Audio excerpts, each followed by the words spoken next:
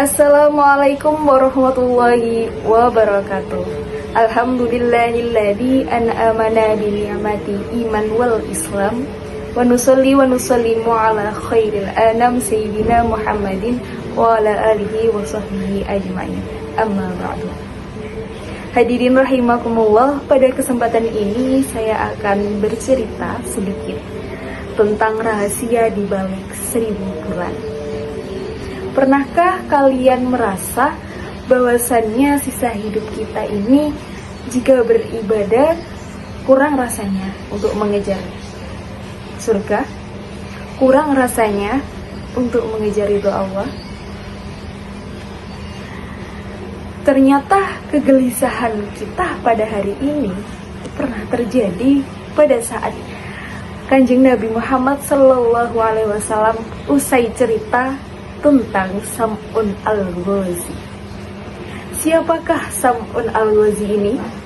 Sam'un al-Ghazi merupakan nabi pada waktu Bani Israel yang diutus oleh Allah SWT untuk memerangi orang-orang kafir. Dari memerangi orang-orang kafir ini, Raja Israel tidak terima dengan perlakuan dari Nabi Sam'un al-Ghazi ini, sehingga membuat sayembara untuk menangkap nabi ini, untuk membunuh Nabi Sam'un al-Ghazi. Berkali-kali dicoba, namun atas kuasa Allah SWT, Nabi Sam'un al-Ghazi ini tidak terbunuh. Hingga suatu ketika, istri Nabi Sam'un al-Ghazi ini ikutlah sayembara dari Raja Israel ini dan bertanya kepada Sam'un al-Ghazi, semua manusia pasti akan mati, tetapi kenapa Nabi Sam'un al-Ghazi ini dicoba untuk dibunuh namun tidak bisa? Sebenarnya apa kelemahan dari Nabi Sam'un al-Ghazi ini?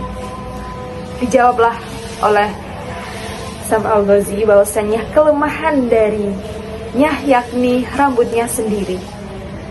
Hingga suatu ketika malam, istri Nabi Sam'un al-Ghazi ini memotong rambut Sam'un al-Ghazi dan mengikatnya. Memang benar, Nabi Sam'un al-Ghazi ini tidak lepas dari ikatan tersebut. Namun berkat kuasa Allah dan juga doa dari Nabi Sam'un al-Ghazi ini, akhirnya terselamatkan hingga bisa mengalahkan orang-orang kafir pada saat itu. Lalu Nabi Sam'un al-Ghazi melanjutkan beribadah selama 1000 bulan. Paginya, siangnya berpuasa dan malamnya berdoa. Bayangkan 1000 bulan. Memang umur umat terdahulu sebelum Kanjeng Nabi Muhammad SAW itu sekitar 100 hingga 1000. Berbeda dengan umur umat Kanjeng Nabi Muhammad SAW pada saat ini, mungkin sekitar 70 atau ada 90, dan itu hanya sebagian kecil.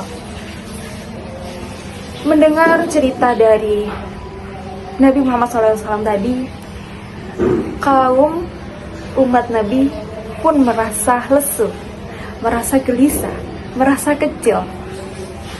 Dan mengapa dengan umur segini apakah bisa beribadah dengan mendapat pahala sebanyak itu?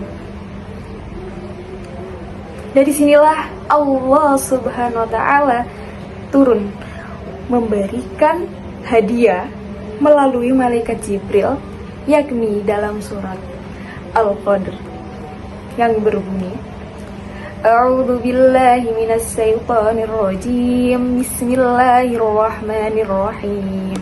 Inna anzalnahu fi lailatul qadar wa ma adraka ma lailatul qadar. Lailatul qadri khairum min alfi shahr. Tanazzalul malaikatu warruhu fiha biidzni rabbihim min kulli amrin salam. Salamun hiya hatta matla'il fajr.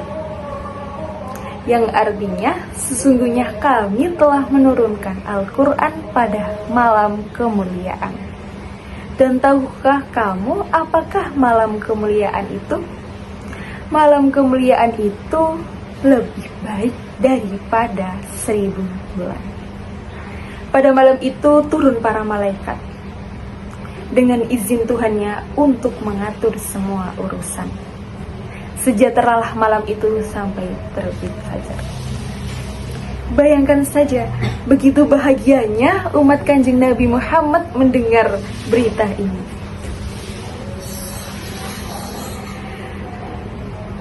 Sehingga Nabi Muhammad SAW mengajarkan umatnya semua untuk berburu malam kemuliaan, yakni malam yang hanya 1 tahun 1 kali dalam bulan Ramadan. Malam ini disebut dengan malam Lailatul Qadar.